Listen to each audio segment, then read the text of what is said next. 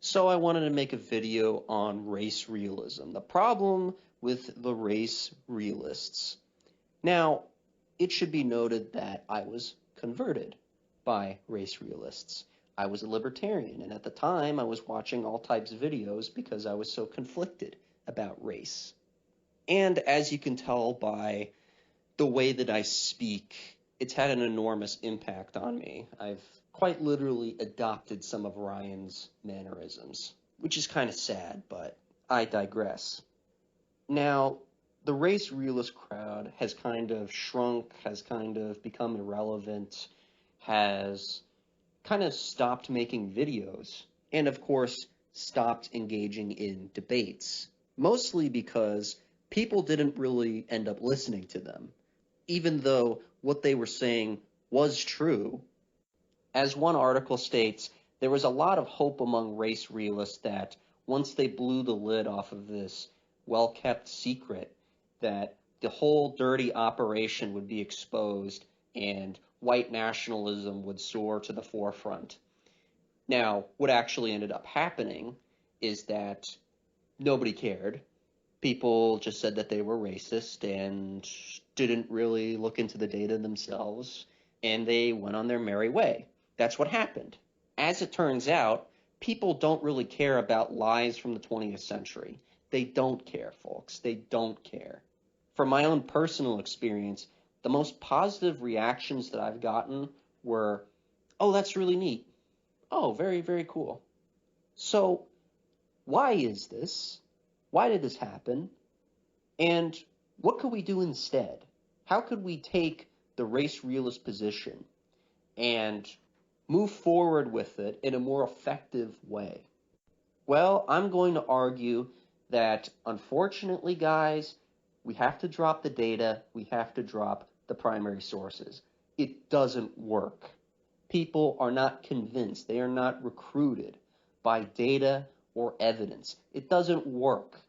Ask yourself, what is data? Data is a claim on observation. Data means that you observed and you measured something, or that, in most cases, that someone else saw something. Okay, so you're just saying that you saw something, he saw something. Are liberals, are normal people, are they going to believe that? Are they going to buy that you saw something? No, they're not going to buy that. They're not going to believe that, and they're not going to be recruited. It doesn't even matter if your idea is predictively valid. That is, people continue to predict this data over and over again. It doesn't matter. People don't care because it's an observation. It's based on, trust me, guys. That's literally what it's based on. It's based on you saw something, okay? And to them, oh, well, they see something totally different, and you're biased, and, well, why should we trust you? Now take a look at history. History, again, is a claim on observation, that you observed something, that the Red Cross observed something. Folks, the problem with arguing about history is that none of us were there. None of us saw anything. We don't have cameras that have recorded what went on at the camps, okay? There wasn't CCTV back then, okay? And so by default, arguing about history is even worse than arguing about science because there's nothing to cling on to. It's just what people saw. It's just what people claim they observed. I mean, if predictive validity is the foundation of science, then we should definitely believe in the Holocaust because everybody says that they saw it, right? All the scientists and all the data people, they say, oh yeah, we observed this. They say, yeah, it's a done deal. We all saw this. We all observed it. It was horrible. The end. And so the only people that end up taking this data seriously are people who are already looking for these answers and people who are already looking for these conclusions, people who are already moving in that direction. The data reinforces the new perspective that they've started to acquire. That's what happened with me. I was looking for these answers. I was a libertarian. I was conflicted about the existence of race. I was seeing all of these racial differences, but I couldn't morally put it together in a way that made sense. I couldn't understand why it was that whites do not have a racial consciousness. I was curious about these things. And though I thought it was a morally guilt-inducing subject, I wanted to investigate it. I was watching Richard Spencer videos. I was watching these debates on race realism. So if data and evidence don't work, what do we have to work with instead? What would be more effective? Well, we have to ask ourselves, what is science? Science is not predictive validity. It is not the ability to make predictions. Science means explaining a mechanism rationally so that the other person understands it. There is no such thing as truth in science. Truth means satisfaction with hypothesis. That's all it means. To define something, to explain something rationally, we must be able to illustrate it. That is the only way that we can make sense of the natural world. If you can't show me how an electron is held to a proton, your explanation is irrational.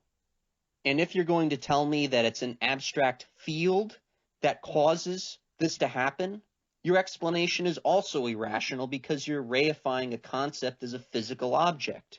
It's like saying that you can pick up love and throw it through a table. It's irrational. It makes no sense. Nor is it science to describe it mathematically, to measure it, to find out how long it is and how fast it moved. That's measuring. That's not an explanation. The race realists never explained anything. They only measured things. They never answered the question of what is a white person or what is race. They avoided those semantics entirely, and they were unable to deal in the very real questions that people had. As soon as somebody started to deconstruct their point of view, they immediately froze up and got confused and went all over the place, and it wasn't convincing to anybody. Using the rational scientific method as outlined by Bill Gaede, we can now control the semantics. We can now define what a white person is. We can now explain what race is.